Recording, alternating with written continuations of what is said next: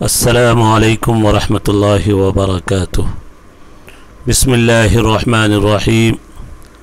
الحمد للہ رب العالمین، والصلاة والسلام علی سید المرسلین وعلی آلہ واصحابہ اجمعین۔ عزیز طلبہ، ہدایہ خیرین جلد ثالث کا یہ سبق ہے۔ آج کے سبق کا عنوان ہے باب التحالف۔ تحالف باب تفاعل کا مصدر ہے۔ حلف کے معنی قسم کے ہیں۔ تحالف باب تفاعل میں لے گئے تو باب تفاعل کی خاصیتوں میں سے ایک خاصیت، بلکہ مشہور خاصیت، مشارکت ہے، شرکت ہے، جانبین سے کوئی عمل کرنا ہے۔ تحالف ایک دوسرے سے قسم لینا۔ ماقبل میں صرف مدعا علیہ سے قسم کا ذکر آیا تھا۔ اس باب میں کچھ ایسے مسائل ذکر کیے جائیں گے جس میں مدعی اور مدعا علیہ دونوں سے قسم لی جاتی ہے، چونکہ دونوں من وجہ منکر بھی ہوتے ہیں، اور ضابطہ ہے شریعت کا والیمین علی من انکر، منکر کے اوپر قسم ہوتی ہے۔ اس لیے بعض مسئلے کی صورت ایسی بن جاتی ہے جہاں پر مدعی اور مدعا علیہ دونوں سے قسم لی جاتی ہے، چونکہ دونوں من وجہ منکر بھی ہوتے ہیں۔ تحالف ایک دوسرے سے قسم لینے کا بیان، جانبین سے قسم لینے کا بیان۔ متن کی عبارت دیکھیں، پہلے صورت مسئلہ سمجھ لیں۔ وَإِذَا اخْتَلَفَ الْمُتَبَايِعَانِ فِي الْبَيْعِ، تحالف کا ذکر تو بعد میں بیان کریں گے، پہلے مسئلے کی تمہید بیان کر رہے ہیں۔ بائع اور مشتری ہے، دونوں کا بیع کے سلسلے میں اختلاف ہوا۔ بیع کے سلسلے میں اختلاف کی دو شکل ہے، یا تو مقدار ثمن میں اختلاف ہو یا مقدار مبیع میں اختلاف ہو۔ بیع میں اختلاف کی یہ دو شکل ہے، یا تو مقدار ثمن میں اختلاف یا مقدار مبیع میں اختلاف۔ پہلے مقدار ثمن کے اختلاف کو سمجھیے۔ مثلا بائع کہہ رہا ہے کہ میں نے 1000 میں اس کو بیچا تھا، مشتری کہہ رہا نہیں، آپ نے صرف 500 میں بیچا ہے۔ یہ مقدار ثمن میں دونوں کا اختلاف ہوا۔ مبیع کی مقدار میں اختلاف ہو سکتا ہے۔ بائع بول رہا ہے میں نے صرف اس اونٹ کو بیچا ہے 1000 میں، مشتری کہہ رہا نہیں، آپ نے اس اونٹ کے ساتھ اس گھوڑے کو بھی بیچا ہے۔ مقدار مبیع میں یہ اختلاف ہے۔ بہرحال مقدار ثمن میں یا اختلاف ہو یا مقدار مبیع میں اختلاف ہو، دونوں کا اختلاف ہو گیا۔ اللہ کا کرنا ایسا کہ صرف بینہ ایک کے پاس ہے اور دوسرے کے پاس فقط دعویٰ ہے، چاہے مقدار ثمن کا مسئلہ ہو کہ مقدار مبیع کا، بینہ ایک کے پاس ہے۔ یہاں پر دونوں سے بینہ لے سکتے ہیں، چونکہ دونوں ایک اعتبار سے مدعی بھی ہے، دوسرے اعتبار سے منکر بھی ہے۔ بائع مشتری میں جو اختلاف ہو رہا ہے، مقدار ثمن میں ہو یا مقدار مبیع میں، بینہ صرف ایک کے پاس ہے، دوسرے کے پاس فقط دعویٰ ہے، اور آپ نے پیچھے جان لیا فقط دعوے سے کوئی حق ثابت نہیں ہوتا، بلکہ اس بات حق کے لیے بینہ چاہیے۔ بینہ کی وجہ سے دعویٰ قوی اقوی ہو جاتا ہے۔ اس لیے جس فریق کے پاس بینہ ہے اس کا دعویٰ مضبوط ہو جائے گا، چاہے مشتری کے پاس ہو یا بائع کے پاس ہو، اور حاکم قاضی بینہ والے شخص کے حق میں فیصلہ کر دے گا، چاہے مقدار ثمن کا اختلاف ہو یا مقدار مبیع کا۔ یہ آپ نے صورت مسئلہ سمجھ لیا۔ اب دیکھیں متن کی عبارت ہی دیکھیں۔ وَإِذَا اخْتَلَفَ الْمُتَبَايِعَانِ، تثنیہ ہے متبایعان، بائع اور مشتری کا اختلاف ہو، فی البیع، بیع میں۔ بیع کے اندر اختلاف کی دو شکلیں، ان میں سے ایک ثمن کا دعویٰ کر رہا ہے، ایک ثمن کا دعویٰ کر رہا ہے، اور بائع اس سے زیادہ کا دعویٰ کر رہا ہے۔ مثال دے کر بتایا تھا، مشتری کہہ رہا ہے 500 میں ہمارا آپ کا معاملہ ہوا، لیکن بائع کہہ رہا نہیں، ہمارے اور تمہارے درمیان 1000 کی بات ہوئی ہے۔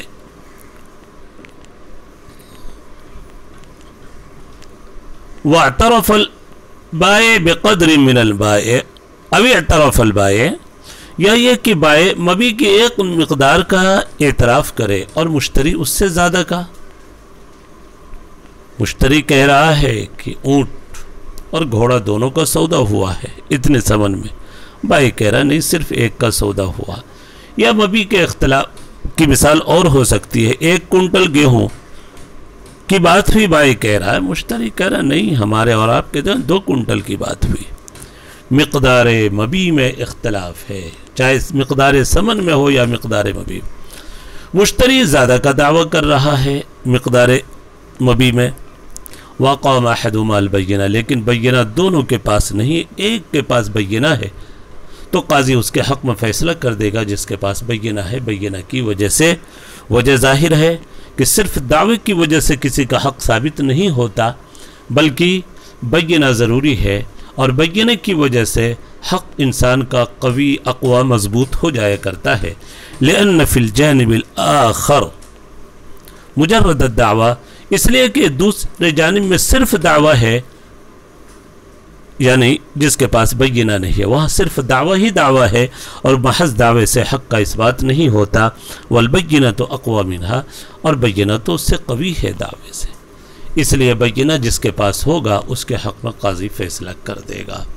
अल्हम्दुलिल्लाह यहाँ तक बात पूरी हुई। अब आगे की मतन देखिए, आगे की इबारत देखें। अल्लाह का करना ऐसा है कि बाय मुश्तरी दोनों के पास बय्यिना मौजूद है,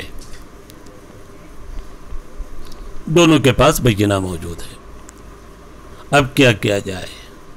आपने एक जगह एक बात पढ़ी होगी, बय्यिना का मकसद असल जो है तासीस है न कि ताकीद। या बय्यिने का जिस शख्स का बय्यिना मुस्बित ज़्यादत हो, यह आसान सहल है, मुस्बित ज़्यादत हो, ज़्यादती को साबित करने वाला हो, चूँकि वो एक नई चीज़ को साबित कर रहा है, ताकीद नहीं है बल्कि वहाँ तासीस है, नई बात साबित होगी। तो जिसका बय्यिना मुस्बित ज़्यादत है उसका बय्यिना काबिल कबूल होगा। बाय मुश्तरी दोनों के पास बय्यिना है। अब मानिए कि मिक़दार समन में इख्तिलाफ था, तो जाहिर है कि बाय का बय्यिना ज़्यादा समन को साबित कर रहा है, इसलिए बाय का बय्यिना काबिल कबूल होगा। इख्तिलाफ मिक़दार मबी में था, तो मुश्तरी ने मबी पर ज़्यादा हक़ का दावा किया था और बय्यिना भी पेश कर दिया, तो यहाँ पर मुश्तरी का बय्यिना इस बात ज़्यादत है तो मुश्तरी का बय्यिना काबिल कबूल होगा।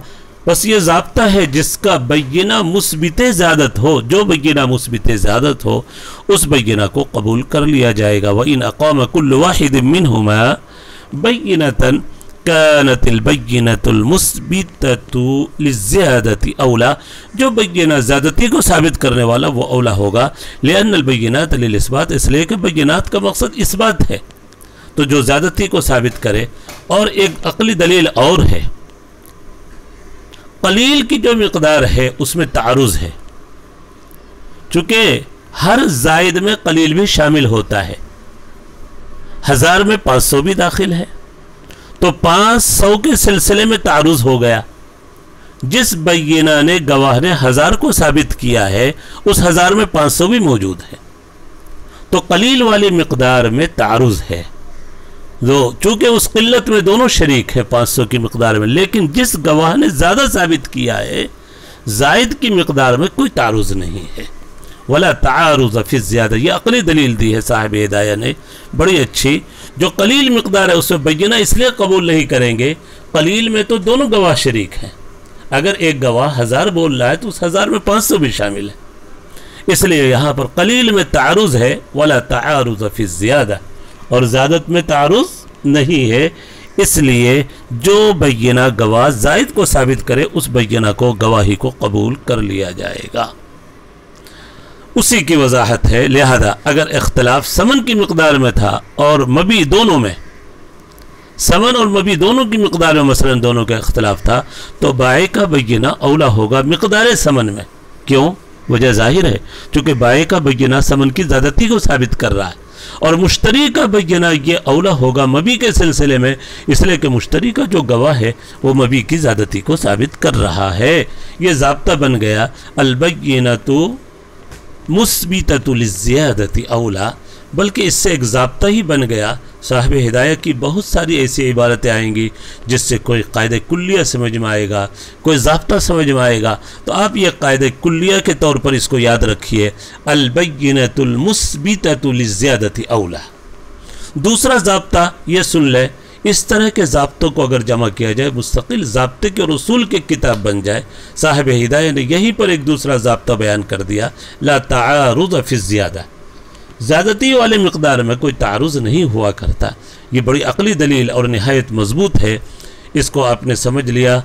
اس کی تفصیل بھی تھوڑی آئی، سمن اور مبی دونوں میں اختلاف تھا، تو بائی کا بیانہ سمن کے سلسلے میں چونکہ وہ مثبت لزیادہ ہے، اور مشتری کا بیانہ مبی کے سلسلے میں اس لیے کہ مشتری کا بیانہ مثبت لزیادہ ہے۔ دلیل کے طور پر صاحب ہدایہ فرما رہے ہیں، نظراً الی زیادۃ الاسبات، نظراً الی زیادۃ الاسبات، زیادتی اس بات کی زیادتی کی طرف نظر کرتے ہوئے۔ الحمدللہ یہاں تک بات پوری ہوئی۔ اب آگے کی عبارت ہے وَإِن لَّمْ يَكُن لِكُلِّ وَاحِدٍ مِّنْهُمَا بَيِّنَةٌ، اگر دونوں میں سے کسی کے پاس بینہ نہ ہو تو مشتری سے کہا جائے گا، یہ قاضی کی جانب سے ایک اچھی صلح ہے، مصالحت کی پیشکش ہے کہ دیکھو بینہ کسی کے پاس نہیں ہے، قسم لینے کی بات اب آ رہی ہے، اور قسم لینے کے بعد پھر ہم بھائی کو فسخ کر دیں گے اگر قسم کھا لیا دونوں نے۔ تو اس لیے قاضی پہلے سے تنبیہ کرے گا، دیکھو مشتری کو بولے گا، دیکھو بھائی جس سمن کا کہہ رہا ہے 1000 تم راضی ہو ورنہ ہم بھائی فسخ کر دیں گے۔ تنبیہ کرے قاضی پہلے، قسم لینے سے پہلے قاضی دونوں کو تنبیہ کرے، بائے سے بولے دیکھو مشتری جس مبی کا دعویٰ کر رہا تم راضی ہو اس دینے پر ورنہ ہم بھائی کو فسخ کر دیں گے۔ یہ تنبیہ قاضی کی جانب سے کی جائے قطع منازعات کے لیے، جھگڑے کو ختم کرنے کے لیے۔ ڈائریکٹ قسم نہ لے، پہلے قاضی کی جانب سے تنبیہ ہو جائے، دیکھو بے کے فسخ کی نوبت آ جائے گی، اس لیے راضی ہو، بائے سے کہا جائے مبی کی زیادتی پر راضی ہو، مشتری سے کہا جائے تم سمن کی زیادتی پر راضی ہو ورنہ ہم بے فسخ کر دیں گے۔ وَإِن لَّمْ يَكُن لِكُلِّ وَاحِدٍ مِّنْهُمَا بَيِّنَةٌ، اگر دونوں میں سے کسی کے پاس بینہ نہ ہو تو مشتری سے کہا جائے گا یا تو راضی ہو جائے اس سمن پر جس کا بائے نے دعویٰ کیا، وَإِلَّا فَسَخْنَا الْبَيْعَ، ورنہ ہم بے فسخ کر دیں گے۔ اور بائے سے کہا جائے گا یا تو تسلیم کر لے مشتری نے جس مبی کا دعویٰ کیا ہے، وَإِلَّا فَسَخْنَا الْبَيْعَ، ورنہ ہم بے کو فسخ کر دیں گے۔ دونوں کو تنبیہ کی جائے، اس لیے کہ مقصد قطع منازعات ہے، جھگڑے کو ختم کرنا ہے۔ وَهَذِهِ جِهَةٌ فِي، اور یہی سبب ہے اس میں، لِأَنَّهُ رُبَمَا لَا يَرْضَيَانِ بِالْفَسْخِ، اس لیے کہ پہلے تنبیہ اس لیے کی جائے، اس لیے کہ بسا اوقات دونوں بے کے فسخ پر راضی نہیں ہوتے، بڑی مشکل سے بعض مرتبہ کوئی سودا ہوتا ہے اور نہیں چاہتے کہ یہ سودا فسخ ہو، ختم ہو، اس لیے قاضی پہلے تنبیہ کرے۔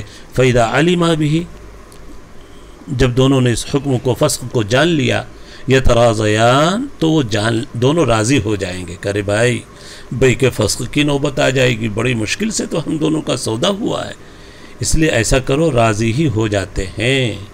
ہاں اگر رضامندی نہ ہو اس کا حکم الگ ہے، اگلے سبق میں انشاءاللہ ہم اس کو پڑھیں گے۔ اللہ تبارک و تعالی ہم سب کے لیے سمجھنا آسان فرمائے۔ وصلی اللہ علی النبی الکریم وعلی آلہ واصحابہ اجمعین۔ السلام علیکم ورحمۃ اللہ وبرکاتہ۔ جمعہ کا مبارک دن ہے، آج کثرت سے درود پڑھنے کی کوشش کرے، ہر طالب علم کم سے کم 500 مرتبہ درود شریف پڑھے۔ شاید یہ سبق آپ تک پہنچے تو جمعہ کا دن نکل چکا ہوگا، ریکارڈنگ جمعہ کے دن ہو رہی ہے، لیکن جب بھی بہرحال جمعہ کے دن آوے، جمعہ کے دن درود پاک کا خوب اہتمام کریں۔ وصلی اللہ علی النبی الکریم۔ السلام علیکم ورحمۃ اللہ وبرکاتہ۔